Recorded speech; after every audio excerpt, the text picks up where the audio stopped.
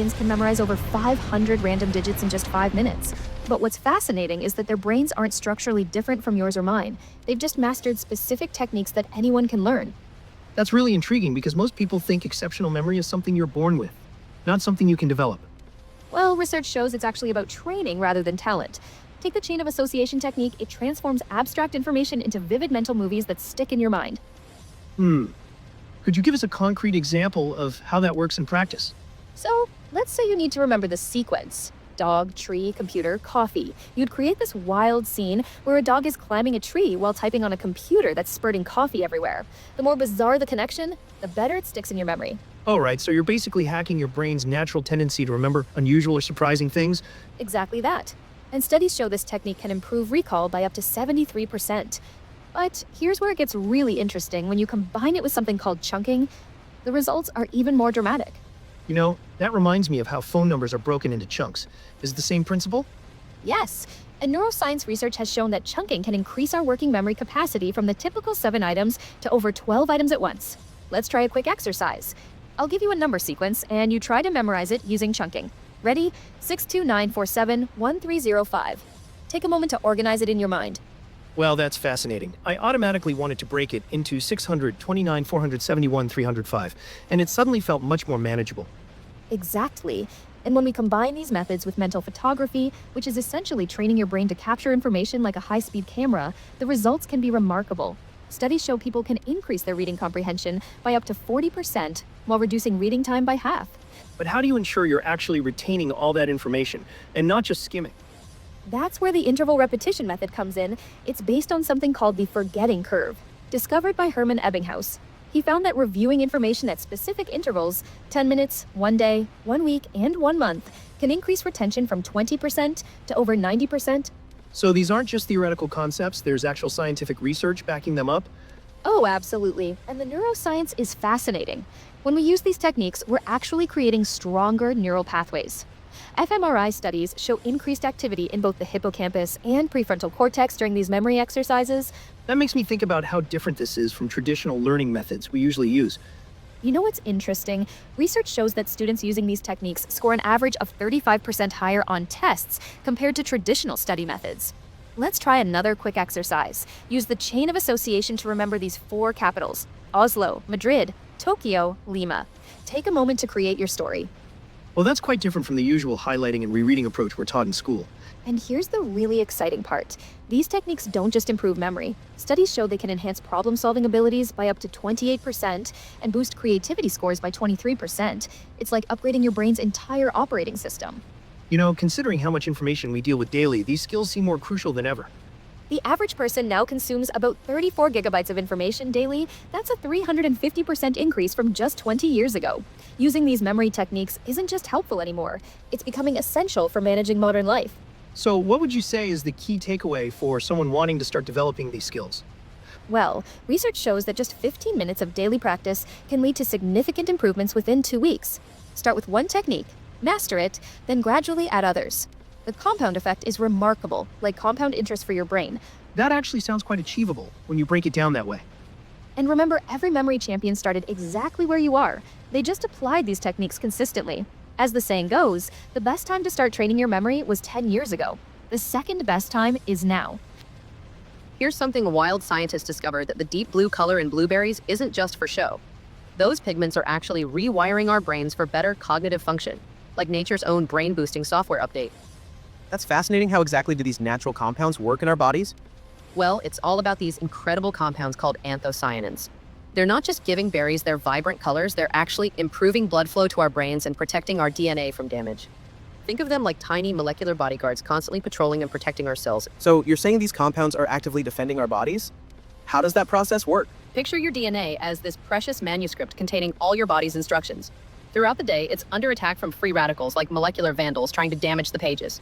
The polyphenols in berries essentially jump in front of these attacks, taking the hit so your DNA doesn't have to. And what's really interesting is that different berries have different protective properties. That makes me wonder about other foods with similar properties. What about those less Instagram-worthy vegetables? Oh, this is where it gets really interesting. Dark green vegetables like kale, spinach, and broccoli contain this remarkable compound called sulforaphane. It's It's basically like flipping on thousands of tiny molecular switches in your body that activate your natural defense systems. And here's something most people don't know. These greens also contain lutein and zeaxanthin, which act like internal sunglasses for your eyes. Hold on, internal sunglasses. Can you explain that a bit more? So these compounds specifically concentrate in your retinas, where they filter out harmful light waves and protect against oxidative stress. It's fascinating because our bodies can't produce these compounds on their own. We have to get them from our food. Nature basically designed these vegetables to provide exactly what our eyes need. You know, this really puts those trendy superfood bowls in a different perspective. Exactly. And what's particularly exciting is how these different foods work together. When you combine various berries and greens, you're not just getting an additive effect, you're getting a synergistic one. Recent studies have shown that combining different antioxidant sources can multiply their beneficial effects. That's really interesting about the combination effects. Any specific pairings that stand out? Well, research has shown that combining blueberries with dark leafy greens creates this powerful antioxidant duo. The anthocyanins from the berries actually help your body better absorb the compounds from the greens. It's like nature's perfect partnership. So, what would you say to someone who's just starting to explore these foods? I'd suggest starting with what naturally appeals to you. Maybe it's sweet berries, or perhaps the peppery kick of arugula. The key is consistency rather than quantity. Even adding a handful of berries to your breakfast or some spinach to your sandwich can make a difference. And here's something fascinating. Studies show that frozen berries retain virtually all their antioxidant properties, so you don't need to stress about always buying fresh. That's actually really helpful for people on a budget or those who can't always access fresh produce. Absolutely right. And you know what's really exciting? We're still discovering new compounds and benefits in these foods. Just last year, researchers identified several new polyphenols in black currants that we didn't even know existed. It's like we're constantly unlocking new secrets about these ancient foods. That really makes you think about how much traditional wisdom about food might be backed by science we haven't discovered yet. Exactly. And that's perhaps the most beautiful part of this whole story. We're using cutting-edge science to validate what our ancestors somehow knew intuitively about these foods. They didn't know about anthocyanins or sulforaphane, but they understood these foods were special. Classical music rewiring our brains for better cognitive function sounds like science fiction, but neuroscience is showing these centuries-old compositions are actually changing how we think and process information. That's fascinating. I've heard about the Mozart effect. But there's so much more to how this music impacts our brain function. What exactly happens when we listen? Well, take Mozart's Sonata for two pianos in D major. Researchers found it enhances spatial temporal reasoning by up to 40% during listening. The mathematical patterns in the music actually mirror our neural networks in a way that optimizes brain performance.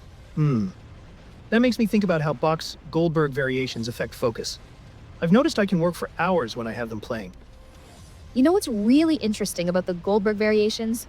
Studies show they activate both hemispheres of the brain simultaneously. Each variation creates distinct neural pathways. It's like cross-training for your mind. And get this, they were originally written just to help someone sleep. That's exactly what I love about classical music. These composers stumbled onto neuroscience centuries before we could measure it. Like Beethoven's Moonlight Sonata. Oh yes, the first movement of Moonlight Sonata produces alpha brainwaves between 8 to 12 hertz, which is the same frequency our brains operate at during deep focus. Modern EEG studies show it can increase attention span by up to 30 minutes. It's like Beethoven created the perfect focus tool without even knowing it. So what you're saying is these composers basically gave us a cognitive toolkit that we're only now learning to use properly? Precisely. And here's where it gets really interesting. Different pieces work better for different mental tasks. Mozart's compositions increase creative problem solving by 23%, according to recent studies, while Bach's work boosts analytical thinking by nearly 20%. I've been tracking my own productivity with different pieces. That reminds me of how video game composers study these classical works to maintain player engagement. They're tapping into something fundamental about how our brains process music.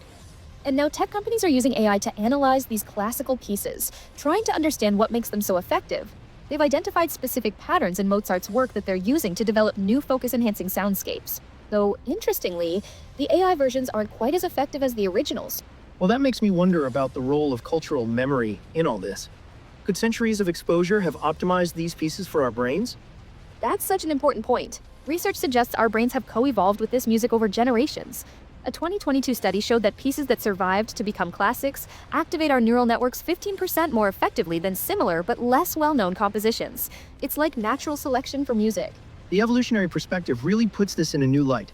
How do modern classical compositions compare? Recent studies are showing that contemporary composers who use similar mathematical principles can achieve comparable cognitive effects. The key is something neuroscientists call predictable surprise. Our brains need patterns, but also enough variation to stay engaged. Mozart was a master at this, creating a perfect balance that modern composers are still trying to replicate. That makes so much sense about the balance between patterns and variation. Have you noticed any long-term effects from regular listening? Yes, and this might be the most exciting part. Consistent exposure to classical music over 6 months shows lasting changes in neural connectivity. We're not just talking about temporary boosts. Regular listeners show up to 18% improvement in cognitive processing speed that persists even when not listening. The key seems to be combining active listening with cognitive tasks.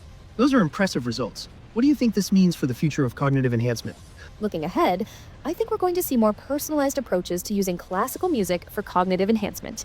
Imagine AI systems that can analyze your brain patterns and recommend specific pieces for different tasks. The centuries-old works of Mozart, Bach, and Beethoven might just be the key to unlocking our full cognitive potential in the digital age.